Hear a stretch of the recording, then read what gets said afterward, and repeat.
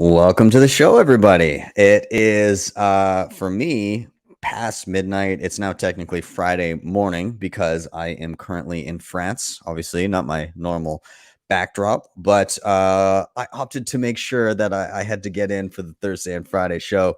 So here we are. I'm at a hotel room in Biarritz, and it's a beautiful place. I'm here for a conference called Surf and Bitcoin.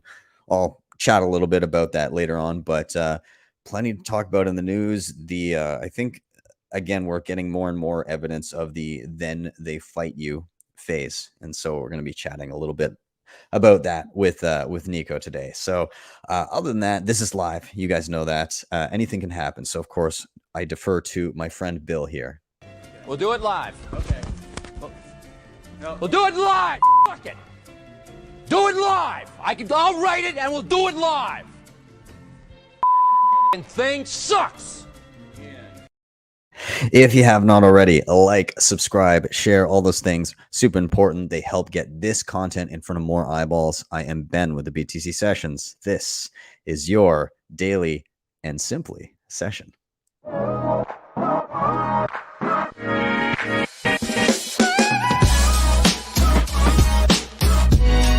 HODL the Bitcoin.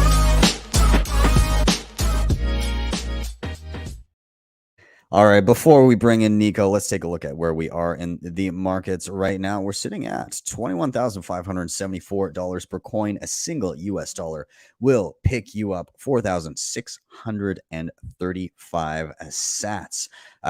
In terms of, sorry, I've got my window condensed, so I got to find where I'm at here. In terms of 91% or 91.1% of all Bitcoin have been mined. And for fees, it's looking like 9 sats per byte for next block, but anything beyond that, 1 sat per byte should be fine. So not super busy right now. Shout out to sponsors of the show, coinkite.com. Of course, I love these guys. You know, I've got so many cold cards kicking around. I love these things. Mark, badass. Excited to see the NFC start to hit some wallets. But again, works beautifully with all of my Bitcoin hardware needs. Awesome in multi-sig. I love this thing alongside Sparrow Wallet. It's an absolute beast. I've been dropping some open dimes here in Biarritz for some scavenger hunting. I put some in a lighthouse the other day, and somebody had it within 45 minutes. So yeah, lots of fun. Anyways, obviously the Coin Kite, all their stuff, the block clock, everything is just fantastic. So check them out. Again, coinkite.com. You can use code BTC Sessions for 5% off everything in the store, or just click the link down below. It'll take you right there. Shakepay.com. Easy way in Canada to be stacking sats, e-transfers in and out, no deposit or withdrawal fees. There's a thin spread. If you sign up with the link down below, after your first $100 purchase, they'll give you $30 for free. You get the same deal when you refer friends and family, and they do the $100 purchase. You also can shake your phone every single day for free sats. They got a sats back Visa card, all kinds of awesome stuff. Check them out down below. LEDN.io, you can use your Bitcoin for a ton of different services. These guys have been a godsend for me whenever I'm in a bit of a cash flow crunch and I need to get my hands on dollars, but I don't want to sell my Bitcoin because taxable event. Maybe I'm worried about buying back in at a higher price. I can deposit here, get a loan of dollars to my bank account within 24 hours, pay back those dollars, get back the same number of sats. They do have savings accounts for Bitcoin and USDC along with their quarterly third-party audits, so you know you're not getting jerked around Celsius style. They also have a couple different things. B2X offering, you guys know all about that, but they're Bitcoin-backed loans for mortgages across Canada and soon in some select US states. So check them out, start.ledn.io/BTC Sessions. I do live on Bitcoin. Bitrefill helps a ton with this. I can pick up any gift card my little heart desires with Bitcoin, both on chain and via the Lightning Network. You earn sats back as you shop. You can get more sats back with their referral program. You can top up your phone. You can top up Lightning channels. And if you're in the States, you can pay your bills as well. So bitrefill.com, check them out. And finally, if you're backing up any important Bitcoin wallet, get it in solid steel, friends. This is how I'm backing up my hardware and other important wallets with the BillFodl over at privacypros.io. Don't have to worry about fire damage, water damage, all that stuff. So check him out. These guys are awesome. And one last thing before we bring in Nico, let's check out the shout outs over at the Boostergrams with my helipad on my umbral note. A few of them. You're too kind, Benjamin. My ego can't cope. Come say hello. T.me/UK Bitcoin Maxis. If you're in the UK and you're Bitcoin Maxi, go check it out. Zyka Boy, I see more emojis, which I won't try to describe. The Luke Bird, as always, a great show. Lightning is the way. Thanks, man. Nick said whoop whoop and sent 2,100 sats. Thanks, buddy. I'm a fan of Lightning, but I'm going to play devil's advocate and say, with the culture of small payments and the fact that sends on Lightning are pretty private, could we see more of a rise of slave wages around the world? What are your thoughts?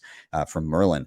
Okay. I would say that this enables payments to anyone, anywhere in the world.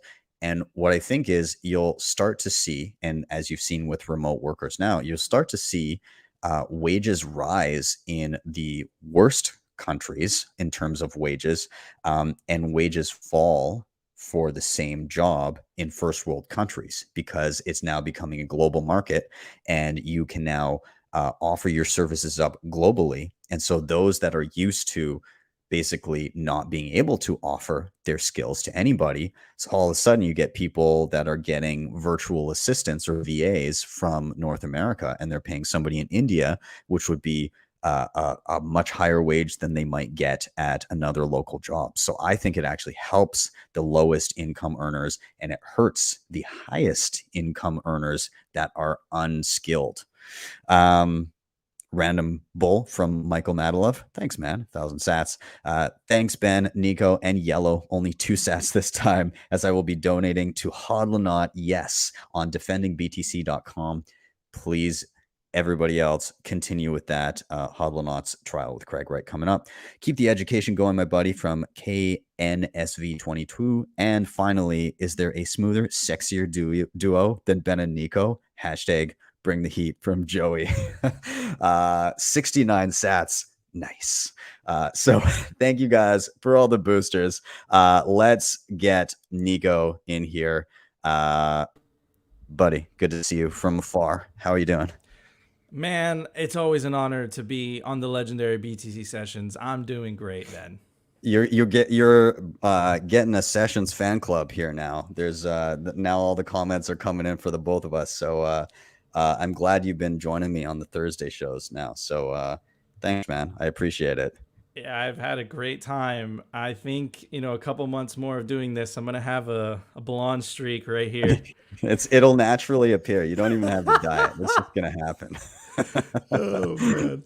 Yeah. So you got some news for us this week. I guess I'll bring up your screen so you have it. Fill us in. What's been going on, man? What's top of mind? The fight for freedom of speech, that's the way that I see it. The attack on the Space Cat, the attack on Hodlonaut, Craig Wright taking advantage of the libel laws in the United Kingdom. He did this to Peter McCormack as well, to silence dissenting speech. If Craig Wright is successful at silencing Hodlonaut, it sends fear and shockwaves throughout the community, because it's basically saying, hey, if you speak out against me, if you call me a fraud, I will sue you into silence. So this is an attack on all the Bitcoin community. That's why it's so important to stand in solidarity. And if you're not on Bitcoin Twitter, you should definitely check it out, because everyone has a Hodlonaut profile picture in some sort right now. And one more thing, someone donated, an anonymous pleb, maybe it's Sailor, who knows, donated 47 Bitcoin, that's roughly $1 million US, to the fight against CSW. And there's a telethon that starts in 21 hours, and the case is in Norway. Damn. So, okay, what are you giving the odds that 47 Bitcoin was Sailor?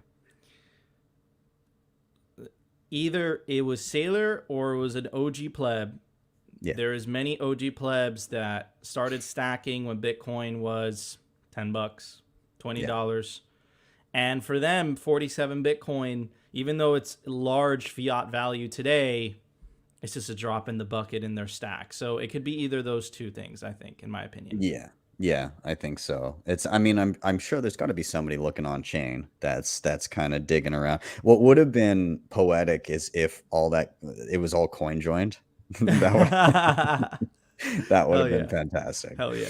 That Yeah. would have been Just while we're on the topic, speaking of lawsuits, I'm sure you're gonna know what I'm gonna mention, but did you see that fucking shitcoiner BitBoy was gonna sue somebody for saying something mean about him on the internet? Basically, the guy made a video months ago about some obvious pump and dump crap that he shilled in a video, and basically said, oh yeah, he talked about this, and it ended up being a rug pull or whatever it was. And I think maybe the guy said that he got paid for it or whatever. Anyway, so with this story as the backdrop, where everybody's already in the mode of fuck Craig Wright for suing somebody for saying something mean about him on the internet. BitBoy, for some reason, gets it in his brain that this is a brilliant idea, and I'm gonna sue some dude with like a decent but not super tiny following, and the public gets wind of it, and everybody just kind of unites and is like, yeah, fuck this. And the guy got donated a bunch of money, which was more than the legal fees. And then he backs down. Dude, Beautiful. I mean, you know what? It really shows that at the end of the day, this guy is not a Bitcoiner. Yeah. Because a Bitcoiner would never go out of their way and try to silence someone else's speech, because Bitcoin really represents freedom of speech. It's the money of enemies, right?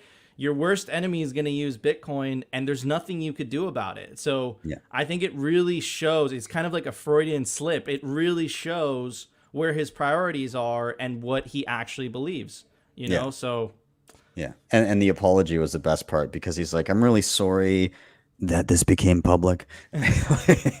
So you're not sorry about the lawsuit. You just, I'm really sorry that this was so hard on myself. This is what you're saying. correct. It's just, Yeah. it's just bullshit. It's just bullshit. Anyways, Ben, Yeah.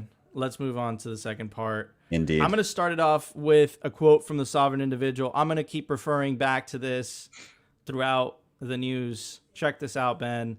The state will no doubt take desperate measures at first to tether and hobble its escaping herd. It will employ covert and even violent means, we're not there yet, to restrict access to liberating technologies. Such expedites will work only temporarily, if at all. And why am I talking about, why am I referring to this? Well, it all started with Tornado Cash. We've been covering, this is the third week we've been covering this, Ben. And check out this representative. He is a Republican from the state of Wisconsin. He's a House member, and he sent a letter to the Treasury Secretary regarding the unprecedented sanctioning of Tornado Cash, right? And the concerns, right, about the Office of Foreign Asset Control. And here's the question that I have for you, Ben, the question that I have for everybody in the audience, or maybe it's a statement.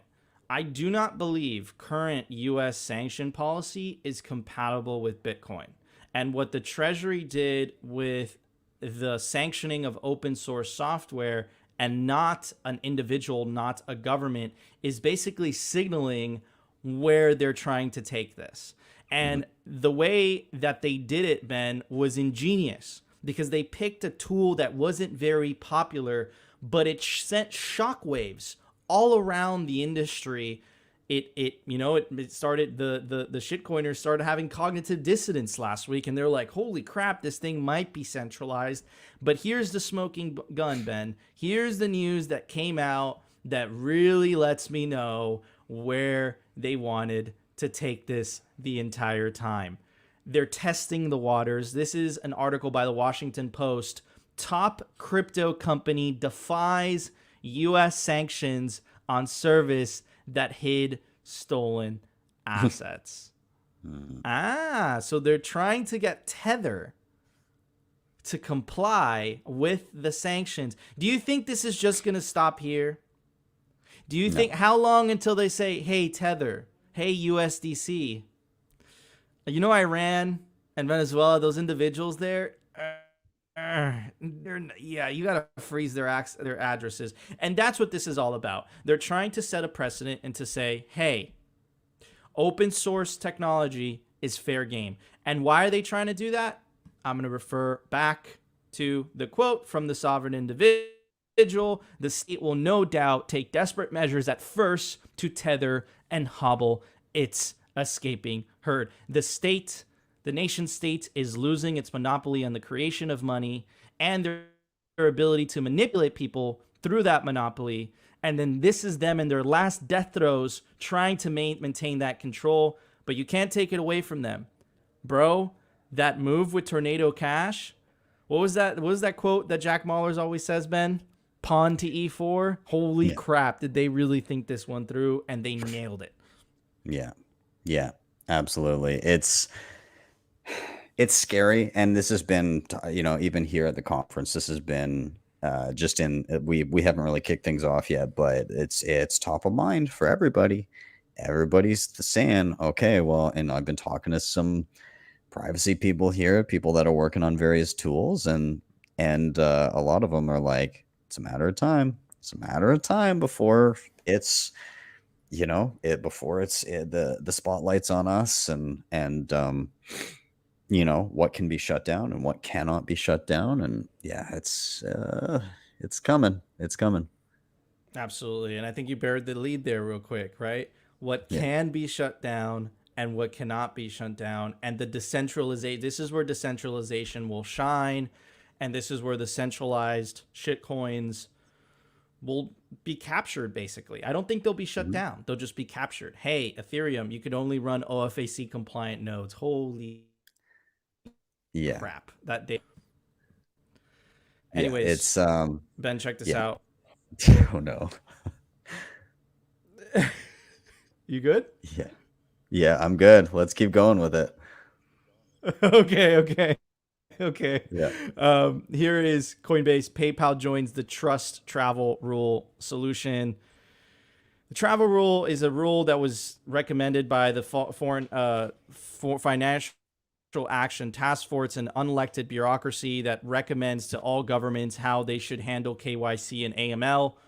It's a hidden group of bureaucrats. You don't even know who they are, not elected, appointed, and they're the masters of the universe, getting to decide arbitrary rules, basically saying, hey, you want to transfer $1,000? Well, you got to report exactly who you're transferring it to, name, address, social security number. Right now, it only applies to something called VASP. Those are called virtual asset service providers. But it's just a matter of time before governments try to implement this on top of people, and you're already seeing them trying to mess around with vocabulary like hosted, unhosted wallet, and that type of bullshit. And one more thing I want to add, guys, a lot of companies are involved in this: Amber, Anchorage Digital, Balance, Binance, Bitflyer, BitGo, Bittrex, BlockFi, BlockPow, Cake DeFi, Circle, Coinbase, CoinHacko, CoinSmart, CoinSquare, Crypto.com, Custodia, Fidelity, Digital Assets, Gemini, Kraken, Netcoins, Nexos, Paxos, PayPal, Prime Trust. For anyone who doesn't know, Prime Trust provides the liquidity for Swan and for Strike. Robinhood, Shakepay, Standard Custody, Trust. Yes. Shakepay. I know people from Shakepay watch this. This is a voluntary thing, right? Correct. And what they're doing is they're trying to get ahead of the inevitable regulatory hammer. That's what they're trying to do with this. But I'm not a fan that people do this early. Why would you?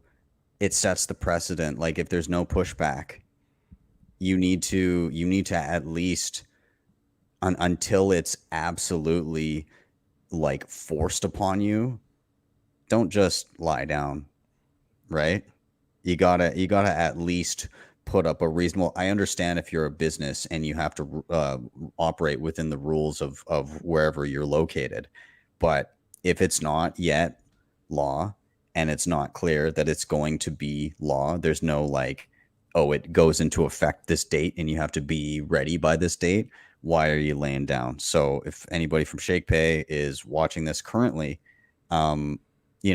send that up the ranks. Obviously I'm sending messages and stuff like that too, but they're a sponsor of the show, but they're not beyond scrutiny. And I love Shakepay. It works beautifully, but I don't like stuff like this. Yeah, I don't have Shakepay, but I have Swan. Swan's on there as well, right? So same type of critique. But One more observation, right? And I actually was hanging out with Francis a couple days ago. Bull Bitcoin's not on there.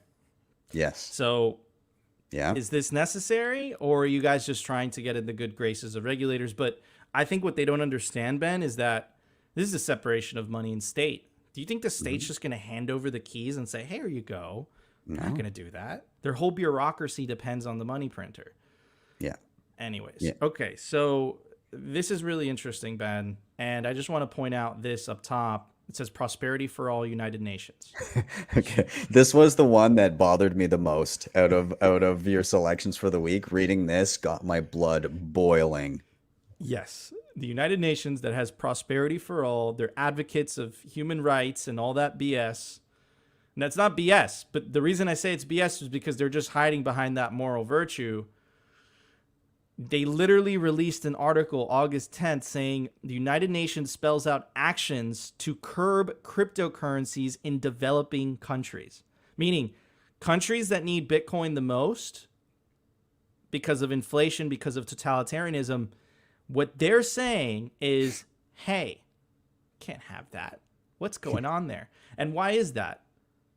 Because they stand the most to lose. United Nations is they need that. And it's funny because you go down, and what they're basically saying is, hey, you know, this could jeopardize the sovereignty, the monetary sovereignty of those countries. It's like, which is that? Being able to print money and impoverish their citizens. But at the very end, the solution that they provide is central bank digital currencies. It's funny how that works, right? Mm-hmm.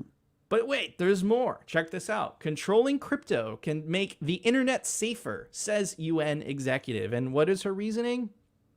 There's an element of capacity building and nation regulation, but there's also investigation collecting evidence. There's this whole story of cryptocurrencies and how it's used on the internet in illegal form.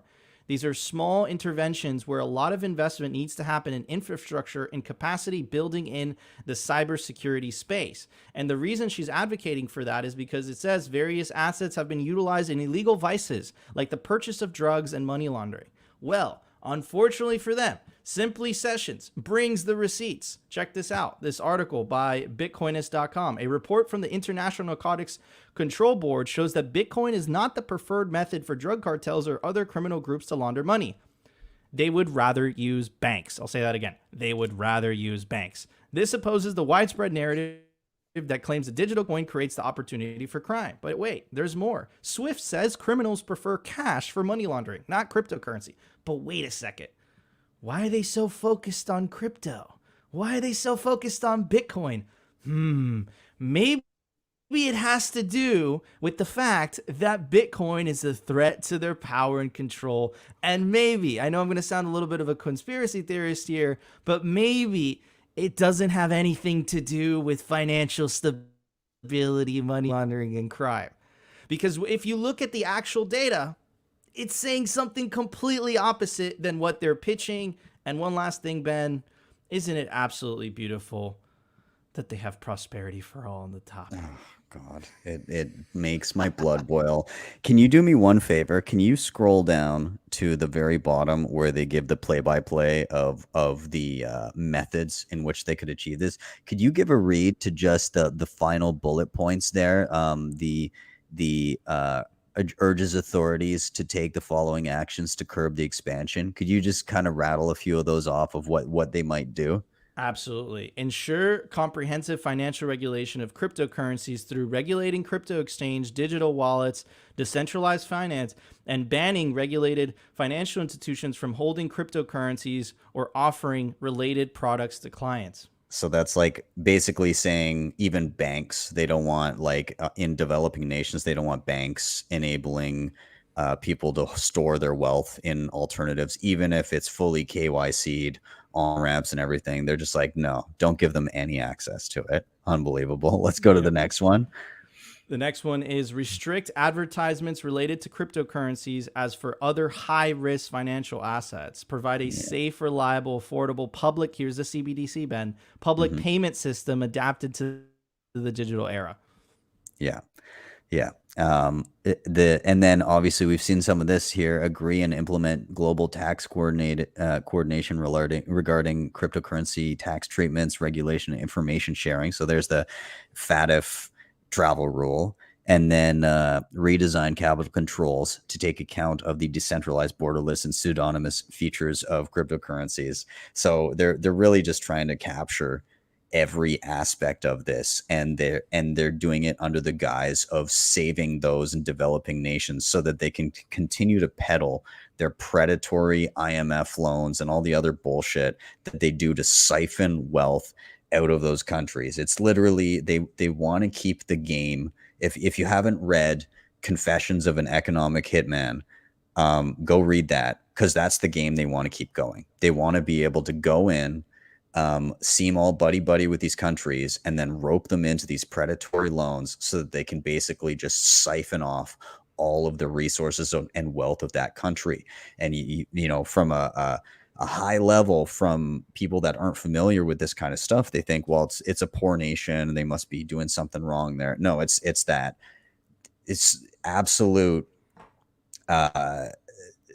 you know, these absolute cretins of human beings go in there and they take advantage of these nations before they're able to grow enough and become self-sufficient. And they just, the people there, and the governments there may not, in some instances, may not realize what they're signing over. In other instances, they're politicians and they're just happy to, you know, get the kickbacks from signing the initial deal, and they'll kick the can down the road. But in both instances, the citizens of the countries, they're the ones getting fucked. So it's really unfortunate. It's really unfortunate. It's crazy how Bitcoin once again exposes everybody's incentives, right? Yeah. And it, again, I'm going to read it. I'm going to be annoying. I'm going to be that guy. Do it. The sovereign individual. The state will no doubt take desperate measures at first to tether and hobble its escaping herd. And that's exactly what you're seeing. Last but not least, Ben, check this out. Extremely bullish news. I'm going to do a little bit of a chronological thing. I'm going to put together some pieces. Intel announced an ASIC. This was kind of old news. Not only Intel, Samsung produces 3nm chip that can be used for Bitcoin mining. So now we have Samsung and Intel, massive companies getting involved in Bitcoin. Not only that, Russia's Gazprom, huge, the state-owned natural gas giant in Russia. They sell, if you're in Europe, you know who they are. Guess what they're doing? They're mining Bitcoin. But it's not only Gazprom. It's ExxonMobil that was also got announced that they're mining Bitcoin North Dakota. This was just released, and the reason I covered all those things is, guys, look at what just happened. All that news was just released in the last year and a half. Okay, you should be extremely bullish right now. I know it's not Friday. I know it's not Why Are We Bullish Friday, but holy crap! And here's the headline: 7 South Korean brokerages plan to start crypto exchanges next year. You'd be like, Nico, what does that matter? Well, if you look into it, one of those brokerages is Samsung. That's right, ladies and gentlemen. Samsung is not only making Bitcoin chips, but they're also getting into the business of selling Bitcoin as well. Extremely bullish. Very interesting. It's all the again, all the companies and entrepreneurs are trying to find their in. I mean, it makes sense with Samsung and the chips and everything. They've been kind of alluding to stuff like that over the past years. We've seen rumblings of that, and these are far from the last companies that we'll be seeing. It's very interesting, again, like the marriage of Bitcoin and energy. And if we're going to have a money that is married to energy, then everybody's going to want to get their fingers in that bowl and try and get a piece of that pie. And that means more competition. That means more efficient mining. That potentially means more decentralized mining. I'm all for it. Great. More competition in the market. Let's keep it going. And good luck to these countries saying no to these massive corporations. Oh, I know. And that's the thing, right? There's what the governments want, and then there's what the reality of a global market is, right? And if countries push it out and they make it too difficult and onerous, it's a big world. It's a pretty big world. And even if a good portion of it is pretty draconian, there's going to be pockets of freedom. And the thing with this is, is those pockets of freedom also become pockets of wealth, and that spreads, and people get jealous, and those that see wealthy areas, oh wow, that freedom loving country is doing incredibly well, and they're very wealthy. Maybe we should spread a little bit of that over there, over in, we're in our neck of the woods here. So yeah, this is bullish. I'm excited for it. Extremely bullish. Get Yeah, F the man. United Nations. Good luck. Incentives are much stronger than coercion. You guys stand no chance. Those are my two Absolutely. sats. Dude, that was fantastic. Thank you for coming and filling us in here. Yeah, man, it's this is definitely, we're getting balls deep into the then they fight you, or well, it's kind of right now it's just the tip, but but pretty soon, pretty soon we'll be balls deep. The 20s is the decade of then they fight you, in my opinion, and we're early in that phase of it, but the 30s will be the decade of and then we win. Yep. And I think that's going to coincide with freedom money, and also a recognition of the globe that energy is good and it's what makes humanity thrive. So I think we're going to see not only the advent of free and open money for all, but we're also going to see the advent of massive inroads and massive innovation in and around energy production. I'm very bullish. As sad as it is with all the energy crises that we're beginning to see, and that we're going to see throughout the winter, we're also seeing glimmers of hope where they're starting, even though it's done in such an ass backwards way, where they're saying, hey, it turns out when we're fucked for energy, nuclear is green now.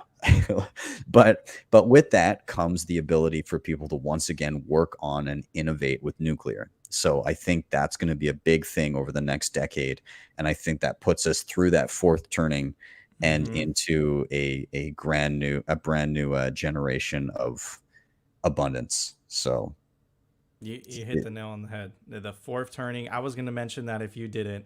We're definitely in the crux of this right now. Yeah, Ben, it's been an absolute honor. I absolutely love this. And yeah. Yeah. Well, thanks for having me, man. Thanks for coming, rather. But I appreciate you being here. And again, everybody watching, if you're not already, subscribe to Simply Bitcoin. You'll get your news 6 days a week. This is just the appetizer. You got to go check it all out. So, Nico, thanks, man. I will be seeing you again soon. This is your Simply session. You said it. Love it. All right, later, man. All right, everybody. A couple more things to fill you in on before we wrap up.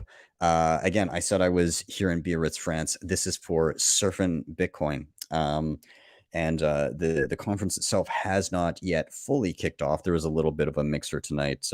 Had a few beverages before I came into the news. It is well past midnight. It's going on 1 o'clock here. But wanted to keep the show going. But Surfing Bitcoin, dude, what an awesome spot this is. And it's kind of cool because I was out. I got to meet a bunch of kind of the French Bitcoin maxis the other night. Such great people. And they're, a lot of them were telling me like, France is great. We love it in this location and everything. But being a maxi in France is a tough one. There's a ton of shitcoinery in France. They were like, they love it here. They're all about the shit coins. And so they're like firmly trying to plant that maxi flag and kind of spread that message. And so I feel like I'm seeing the beginnings of the maximalist movement in and around France here, which is a kind of cool, unique thing to see. And so I'll kind of watch and see what's going on over the next few days. There's some pretty good speakers here. I'm super interested. There was a BitDevs meeting earlier today that was really good, for the part that I could be there. So tons of stuff. So I got to tip my hat to everybody that's putting on Surfing Bitcoin here, and for having out some good Bitcoin maximalists. So yeah, let's keep that train rolling through here. If you're in France, I mean, the other thing I'll comment on is fucking awesome that there's so many people working to translate amazing written content into French. I went to the store here, the merch store, and they just had everything. They had Jeff Booth's book, they had the Bitcoin and Fiat Standard translated, they had Gigi's 21 lessons, all of it's translated to French here. Just a ton of great Bitcoin only content. And I think that's one of the first steps that you need to get people to recognize the difference between Bitcoin and quote unquote crypto. So, things are definitely headed in the right direction here. Also wanted to give a shout out. I met one of the guys that's working on Mercury Wallet. If you guys, maybe you've seen it, maybe you haven't, but I did a video on it a while back. It's a privacy enhancing wallet that uses state chains so that you can swap UTXOs without any indication that anything has happened on chain. So picture taking an open dime with the same amount as somebody else who also has one and swapping the open dimes. So you now own different Bitcoin, but no transaction on chain has happened. Same thing is happening here. The wallet itself, there's a degree of it's not censorship resistant, but if something happened where they were to get shut down, there's still a fail safe so that no matter what, you get your Bitcoin back. So anyways, while we're checking out, if you haven't played with Mercury Wallet and state chains, I'd say it's definitely worth getting your hands dirty and just trying it out. Just again, as another Bitcoin privacy tool in your tool belt. What else do I have to mention? Kudos to Umbrel. They pumped out a new update and they introduced automatic channel recovery in their Lightning Node app. So basically, you can log into a wiped Umbrel, or if you delete the app accidentally, you enter your 24 words, select the time your node was last online, and you have your on-chain and off-chain funds restored just like that. And yeah, and in that process, if I'm not mistaken, it begins closing those channels out so that they will revert back to your on-chain balance. So yeah, super nice feature to be able to reattain those funds if you have something horrible go awry with your Umbrel, or potentially, hopefully other nodes will implement things like this. That's awesome. And the last thing I was going to mention is Why Are We Bullish? We're doing it tomorrow. We're doing it tomorrow from France. It'll be 12 o'clock for me. I'll probably have a few beverages in me for that one because it's going to be a late one. But we've got Gene Adams, Dennis Porter, and Julian Figuera. I'm going to screw up his name. Anyways, he runs Kinetic Finance on YouTube. Anyways, should be a good time. Make sure you come out and see. That's it for me, guys. Of course, like, subscribe, share, all those things, very helpful. Hit up the previously mentioned sponsors down below if you want to help the show in another way. So CoinKite, Shakepay, LEDN, Bitrefill, BillFodl over at privacypros.io. And if you really liked what you saw, you can drop me a Bitcoin tip at my Strike page, strike.me/BTC sessions. With that, I'm out. Have yourselves a wonderful day or evening. See you guys next time for your daily session.